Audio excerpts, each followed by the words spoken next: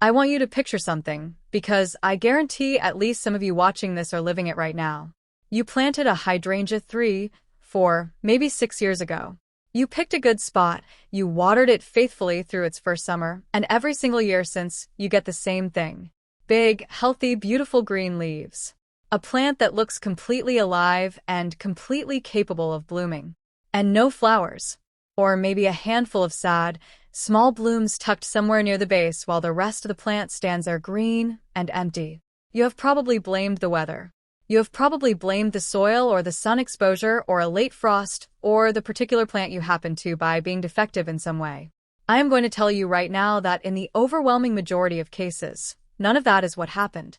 What happened is that you, or someone helping you in your yard, picked up a pair of pruners at the wrong time of year and cut off next year's flowers before they ever had the chance to open.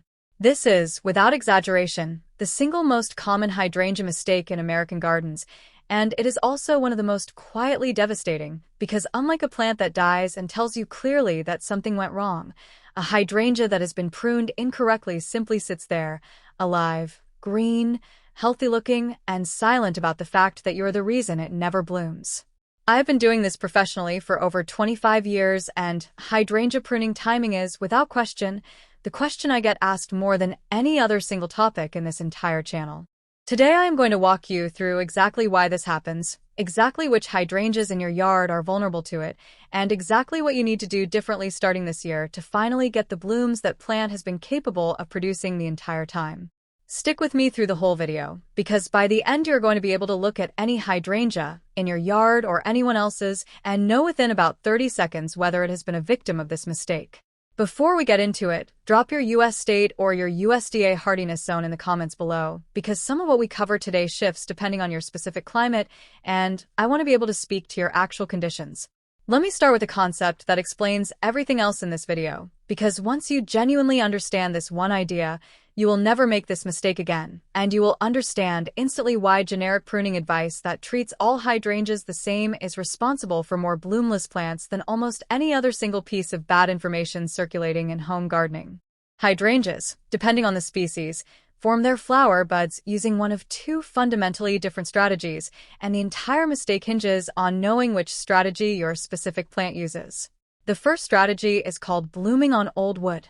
This means the plant sets its flower buds for next year's blooms during the current growing season, specifically in mid to late summer, on the woody stems that already exist right now. Those buds sit there, dormant, through the entire winter, protected inside the existing stem tissue, and then in spring, that exact same wood, the wood that was already there before winter, pushes out the flowers. The second strategy is called blooming on new wood. This means the plant does not set flower buds in advance at all. Instead, it waits until spring, produces entirely fresh stem growth from the ground or from the existing framework, and then forms flower buds on that brand new growth within the same season, typically blooming by mid to late summer. Here is why this distinction is the entire foundation of correct hydrangea care. If you prune an old wood blooming hydrangea in fall, in winter, or in early spring, you're physically cutting away the exact stems that are already carrying next year's flower buds inside them. Those buds do not relocate. They do not regenerate somewhere else on the plant in time. You have simply removed them, and the plant will spend that entire summer growing lush, healthy foliage on new growth while producing zero or nearly zero flowers, because the flowering structure you removed cannot be replaced within a single season. Conversely, if you prune a new wood blooming hydrangea incorrectly, generally by pruning too late in spring after new growth has already emerged, you can also reduce or delay blooming, though the consequences are typically less catastrophic than what happens with an old wood variety. The mistake nearly every home gardener makes, and I mean the vast majority of the frustrated hydrangea owners who message this channel, is treating every hydrangea in their yard identically, usually cutting everything back hard in fall as part of a general garden cleanup, or in very early spring before new growth appears, because that is when the plant looks dead, brown, and unattractive, and it feels productive and tidy to clean it up. For an old wood bloomer, that single well-intentioned cleanup session is the entire reason you have been staring at a leafy, bloomless shrub for years. Now, let's get specific, because this is where the actual practical value of this video lives.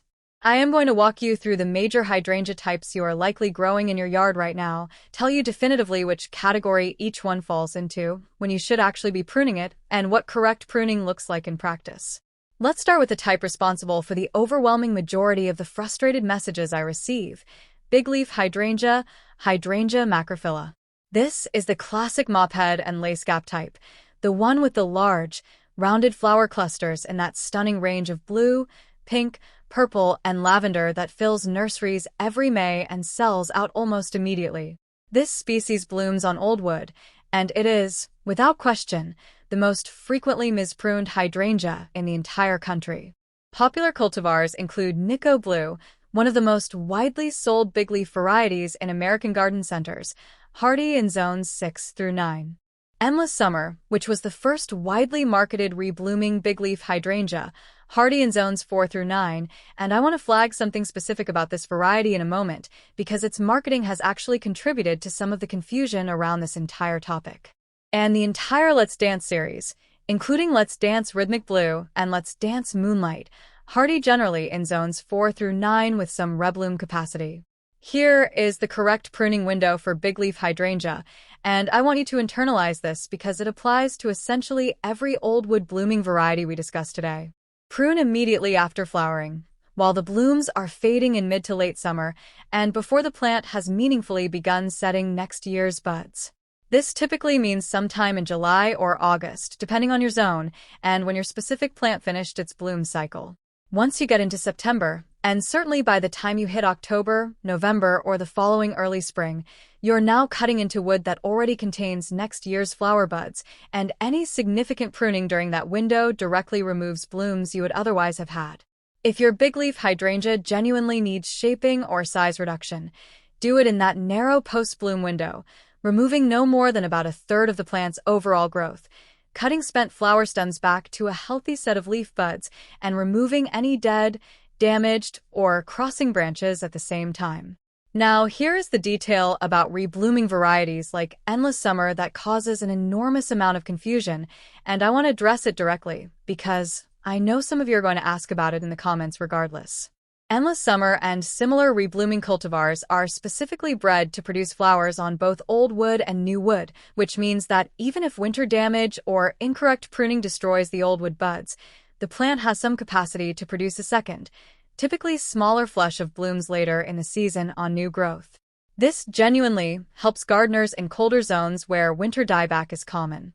However, and this is the critical point, that new wood rebloom capacity is a backup system, not a replacement for a correct pruning practice. If you are relying on the reblooming trait to bail you out every year because you keep pruning at the wrong time, you're getting a fraction of the bloom display that plant is actually capable of, and you're still doing it the hard way. Prune these varieties correctly, immediately after the main bloom finishes, and you get the benefit of both the strong primary old wood bloom and whatever secondary new wood rebloom the variety naturally produces on top of it. The second major category causing widespread confusion, though for the opposite reason, is smooth hydrangea, Hydrangea arborescens, most commonly recognized by the cultivar name Annabelle, along with related varieties like Incredible and Invincible Spirit. This species blooms on new wood, which means the pruning rules are essentially the inverse of what we just covered for bigleaf hydrangea, and this is exactly where I see gardeners who have finally learned the old wood rule for their mophead hydrangea mistakenly apply that same restraint to their smooth hydrangea and end up disappointed for a completely different reason. Because Annabelle and its relatives bloom on new wood produced fresh each spring, you can and honestly should prune this type hard in late winter or very early spring, before new growth emerges, cutting the entire plant back to somewhere between 12 and 24 inches from the ground. I know that sounds aggressive, and I know it feels wrong after everything we just discussed about protecting old wood on other varieties, but this hard annual cutback is specifically what produces the strongest, most upright flowering stems, and the largest individual flower heads on this species. If you underprune a smooth hydrangea, leaving significant old growth in place, you tend to get a taller, floppier plant with a higher number of smaller flower heads that often bend over and touch the ground under their own weight, especially after rain. That hard late winter cutback is not optional maintenance. It is the specific technique that produces the dramatic, sturdy, show-stopping blooms this variety is known for. Hardy generally in zones 3 through 9, smooth hydrangea is genuinely one of the more forgiving and cold-tolerant hydrangea types available, and correct pruning timing here is honestly less about avoiding catastrophe and more about actively maximizing bloom quality. The third category, and one that causes a specific and very common type of confusion because its common name sounds so similar to the previous variety, is panicle hydrangea, Hydrangea paniculata, including cultivars like limelight, little lime, quick fire, pinky winky, and bobo. This species also blooms on new wood, following essentially the same pruning logic as smooth hydrangea, meaning you prune in late winter or very early spring before new growth begins, and you can prune fairly aggressively without sacrificing that year's bloom display. However, panicle hydrangea has grown into a genuinely large shrub or even a small tree form over time in many gardens, and because of that larger mature structure, a lot of gardeners either avoid pruning it altogether out of uncertainty, or they overcorrect and cut it back so hard and so late into spring, after significant new growth has already emerged, that they end up delaying and reducing that year's bloom anyway.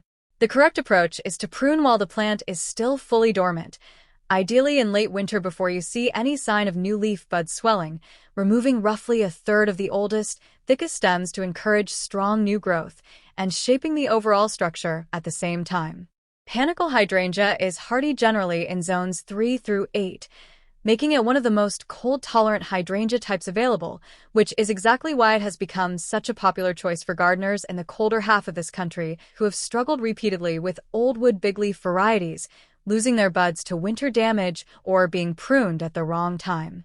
The fourth category worth covering specifically is oakleaf hydrangea, Hydrangea quercifolia, named for its distinctive oak-shaped foliage that also happens to deliver spectacular burgundy and orange fall color on top of its summer blooms, making it a genuine four-season plant. This species blooms on old wood, placing it in the same high-risk category as bigleaf hydrangea when it comes to pruning mistakes. The correct pruning window is the same as bigleaf hydrangea, immediately after flowering finishes in summer, and I want to specifically call out that oakleaf hydrangea is frequently caught up in the same generic fall cleanup mistake we discussed earlier because its structure can look overgrown or untidy heading into winter. And it strongly tempts gardeners toward a fall pruning session that directly removes the following year's blooms. Popular varieties include Alice, a larger cultivar known for exceptional fall color, and Ruby Slippers, a more compact selection suited to smaller garden spaces. Both are hardy generally in zones 5 through 9. If your oakleaf hydrangea needs pruning, do it in that same narrow summer window right after bloom, and largely leave it alone the rest of the year. Now, before we go further, I want to give you something you can actually use in the field, something that lets you correctly identify what you are dealing with even if you have genuinely lost track of which specific variety you planted years ago, which happens to nearly everyone eventually. Here is the practical identification method. Bigleaf hydrangea has thick, rounded, somewhat glossy leaves and produces flower heads that are either large, ball-shaped mop heads or flatter lace gap clusters, typically in shades of blue, pink, or purple that can actually shift color based on your soil's pH level. Smooth hydrangea, the Annabelle type, has thinner, more matte, more pointed leaves and produces flowers almost always in white or pale green, in large rounded clusters on relatively thin, sometimes floppy stems. Panicle hydrangea has smaller, more tapered leaves and, critically, produces distinctly cone-shaped or football-shaped flower clusters rather than round ones, typically starting white or lime green and aging to pink or burgundy as the season progresses. Oakleaf hydrangea is genuinely the easiest to identify at a glance because of its uniquely lobed, oak tree-shaped leaves, completely unlike any other hydrangea type, and it produces elongated, cone-shaped white flower clusters that also age to pink over the season. If you're standing in front of your hydrangea right now with absolutely no memory of what specific variety you planted, look at two things: the shape of the leaf and the shape of the flower cluster, and you can identify which of these four major categories you are dealing with in under a minute, which tells you immediately which pruning rule applies.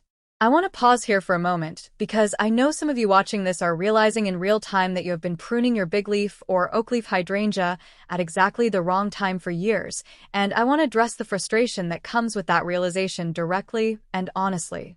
This is genuinely not your fault. The pruning instructions that come attached to plants sold at big box garden centers are frequently generic, sometimes contradictory between different tags on the same plant, and almost never explain the actual old wood versus new wood mechanism in any meaningful way. Nobody standing behind a nursery counter has a financial incentive to walk you through species-specific bloom biology when a simple, generic instruction sells the plant just as easily and gets you out the door in the same amount of time. This channel, Green Haven Yards, exists specifically to close that gap for you for free every single week because I would genuinely rather you understand exactly why a plant is behaving the way it is than simply hand you a rule to follow blindly without any comprehension of the reasoning behind it. If this video is the moment you finally understand why your hydrangea has been bloomless for years, take 2 seconds and hit that subscribe button right now. It costs you nothing, and it means this kind of specific, mechanism-based gardening information keeps showing up for you exactly when you need it. Let's talk now about what you should actually do this year if you have realized you have been mispruning an old wood variety, because I do not want to leave you with only a diagnosis and no path forward. If you have already pruned your bigleaf or oakleaf hydrangea at the wrong time this year, the damage for this particular season is genuinely done, and I want to be honest with you about that rather than promise you a shortcut that does not exist. You cannot force old wood to regenerate flower buds mid-season through any fertilizer, soil amendment, or pruning technique. What you can do is commit, starting right now, to correct timing going forward, which means leaving the plant alone through fall and winter regardless of how untidy it looks, and pruning only in that narrow window immediately after next year's bloom cycle finishes.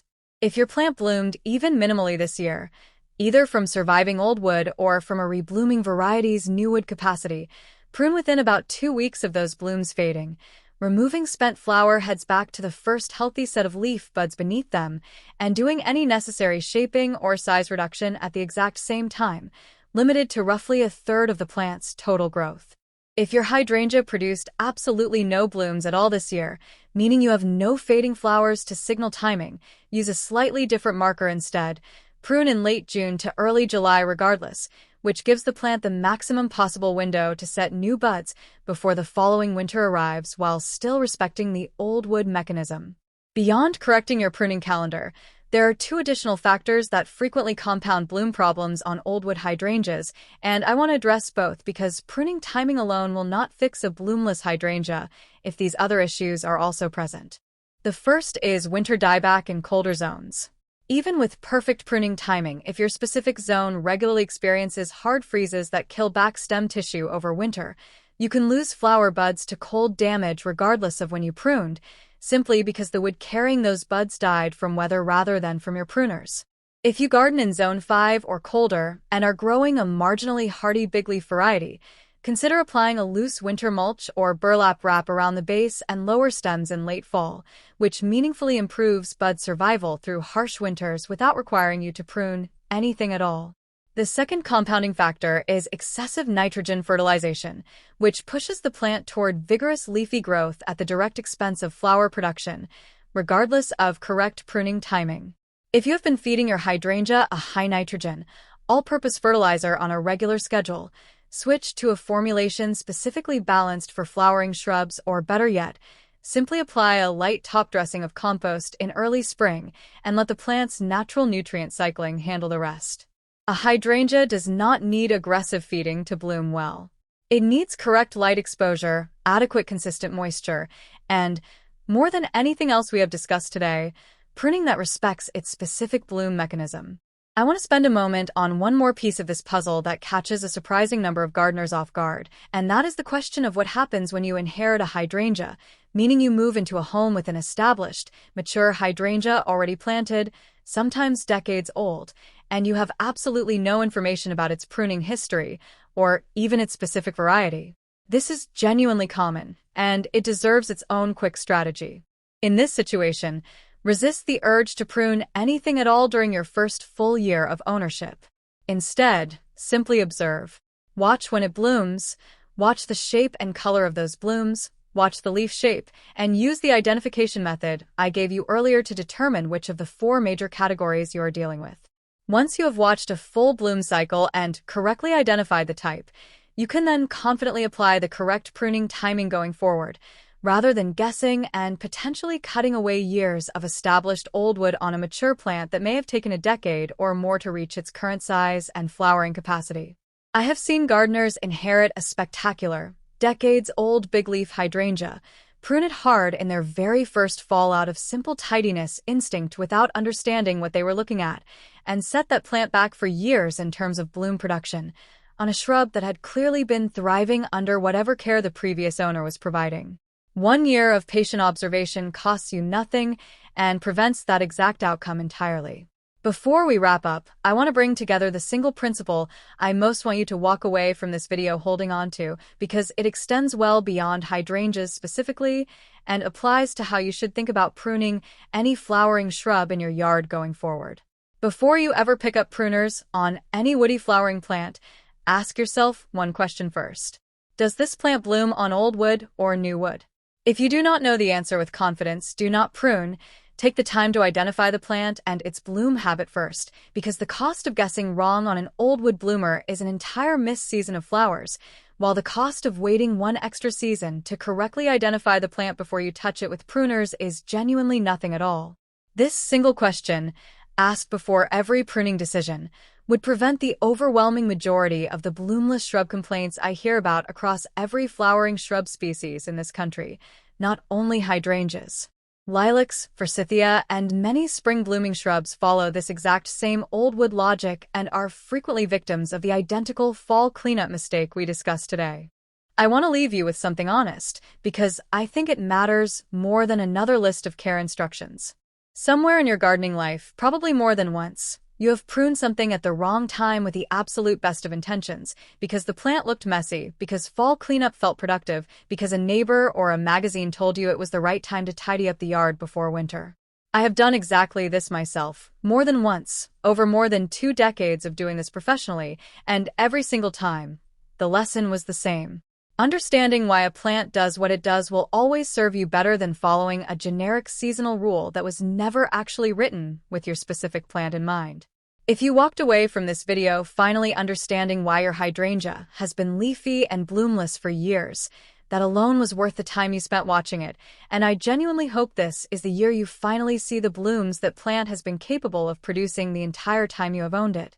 Tell me in the comments which type of hydrangea you are growing, and be honest with me about whether you have been pruning it at the wrong time. I promise you are not alone, and I read every single comment.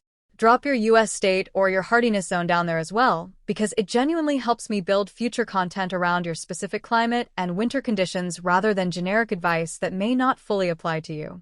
And if you know someone in your life who has been staring at a bloomless hydrangea for years, wondering what they did wrong, send them this video today, because this could genuinely be the piece of information that changes their garden starting next spring. This is Green Haven Yards, and I will see you in the next one.